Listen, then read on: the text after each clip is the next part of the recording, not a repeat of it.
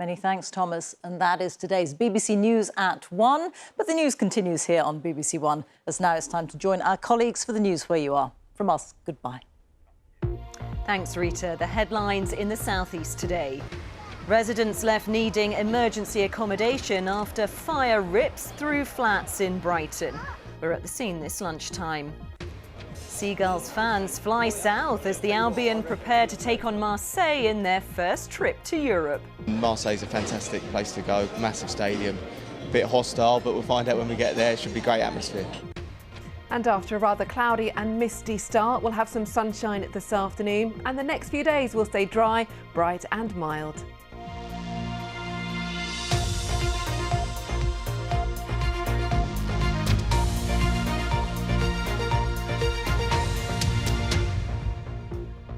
Welcome to the programme. I'm Juliette Parkin. Brighton and Hove City Council say they're helping 10 households find accommodation as they are unable to return to their homes after a fire tore through their properties last night. 9 fire engines from across Sussex were sent to Saunders Park View, just off Lewis Road, from where our reporter Chrissy Reedy joins us. So, Chrissy, what more can you tell us about the events last night? Well, Juliette, it all happened very quickly. Within a matter of minutes, it went from smoke until fire completely ripped through the flat. You can actually still see the sky now. There is no roof on part of this flat. Very, very dramatic pictures we've seen. Alan, you were filming those pictures. You live directly opposite. What was going through your mind when you were filming what was going on? Well, when you smell smoke and you look out the window and you see what's happening and the windows fell out, 2 or 3 explosions, then it just got engulfed in flames. You hear those 2 or 3 explosions, as you say, and you hear the panic, the sheer panic. People worried there's someone in that flat. Down. Were you terrified? Yeah, it really scares you, brings the hairs up on your arms, and you really hope everyone's okay. Then the roof started coming in with fire. Then all the fire trucks came in and really took care of it really well.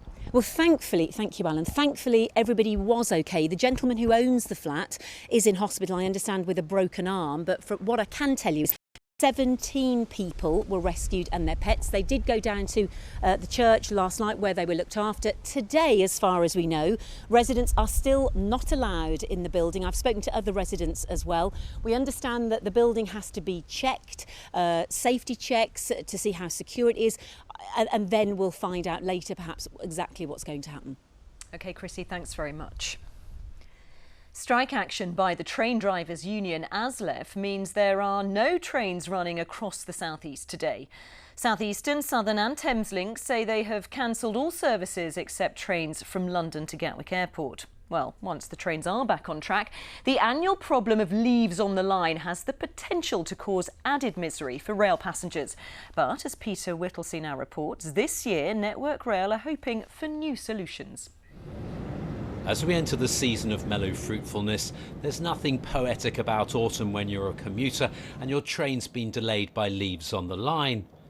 That's why Network Rail and operating companies are embracing new technology like drones and cameras to eliminate this annual problem, so even train travellers can look forward to autumn and all its beauty. We're trialling the use of some innovative pieces of technology, particularly around digital inspections as well. So we've got cameras that have been fit to these multi-purpose vehicles.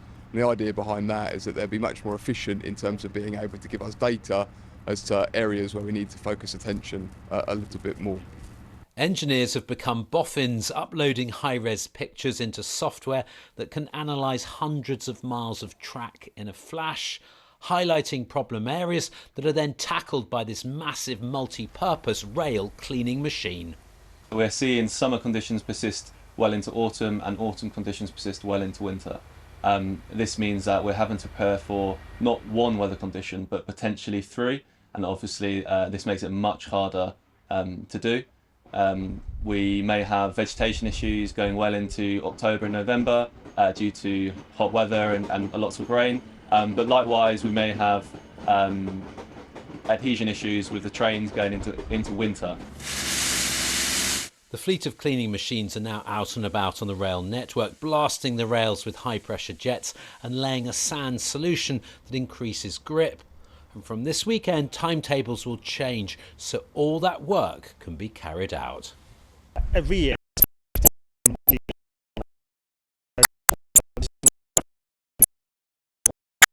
ensure that not only are the tracks clean for our drivers to take trains across our network, but our passengers have a smooth, predictable and comfortable ride. Overall, you won't notice much of a difference, but what we would ask is that people check our website. No one's claiming this is an end to delays caused by leaves on the line, but they hope by using technology they will be reduced. Peter Whittlesey, BBC South East Today, Effingham Junction. Well, moving on to football now, and a big day looms for Brighton and Hove Albion fans as the Seagulls prepare for their first ever European away fixture. Fans have been gathering at Gatwick Airport this morning in readiness for the Albion to take on French giants Marseille in the Europa League tomorrow night. For lifelong Seagulls fans, it's a key moment in the club's history. When the draw came out, we were looking for something nice to go and get a big side and have a bit of fun, and Marseille's a fantastic place to go, massive stadium. Bit hostile, but we'll find out when we get there. It should be great atmosphere. It's just a wonderful feeling to be going in Europe with Brighton Football Club. I love the club from a young age, and it's just wonderful. Well, tomorrow's historic match has, of course, generated huge interest from fans worldwide as Brighton travel to Europe for the very first time. Piers Hopkirk reports. It's a one-club city with a rich football heritage. And while Marseille's fanatical fans may not always wear their shirts, they certainly wear their hearts on their sleeves. The club has its own YouTube channel dedicated to them, and one player knows them better than most. Absolutely crackers about football. They worship the team. When you go to Marseille, if you go there with intent to go and enjoy it and mingle and talk with them, you'll love it. If you go there with a different attitude, then it can be very hostile. A port city on the Côte d'Azur, Marseille may have its beauty, but on the pitch it's been an ugly few months. After a series of defeats and disappointments, they've just unveiled yet another manager, this time the Italian Gennaro Gattuso. Some believe Brighton will start out as favourites. It would be a huge challenge for Marseille to have Brighton travelling to the Velodrome, and for Brighton, yeah, the atmosphere and the 60,000 people at the Velodrome is going to be incredible, and they're going to feel that pressure. But on paper, on the pitch, Brighton have to be the favourite. Brighton has sold 2,800 tickets to the game. The club's message to fans: enjoy, but take care. Be sensible while you're out there. The police have put in measures to stop our fans from wearing their colours outside of the meeting point. If they do, they could get themselves in trouble with the police and fined, and obviously become target for other crime in the area. Brighton fans may get a welcome in the city. The welcome in the Stade Velodrome, though, well, that may be a little different. Piers Hopkirk, BBC South East Today.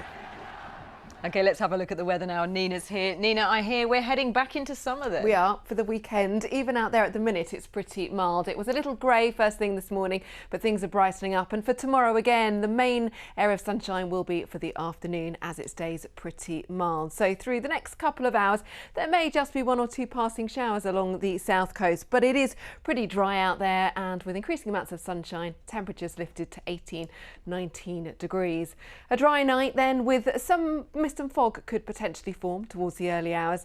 Temperatures will dip down to around 8 or 9 degrees first thing tomorrow morning. So a little bit of mist and low cloud to get us started on Thursday morning. But as the day goes on, we'll brighten things up, increasing amounts of sunshine, and those temperatures very similar to today's values at 18 to 19.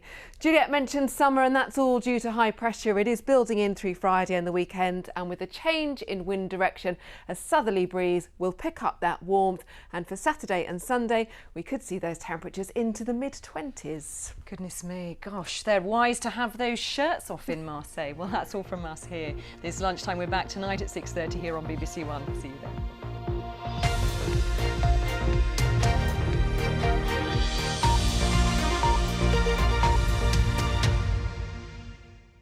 Doesn't matter if you're a multi-millionaire or if you've grown up in a council estate, we will turn you into a soldier. Get down, you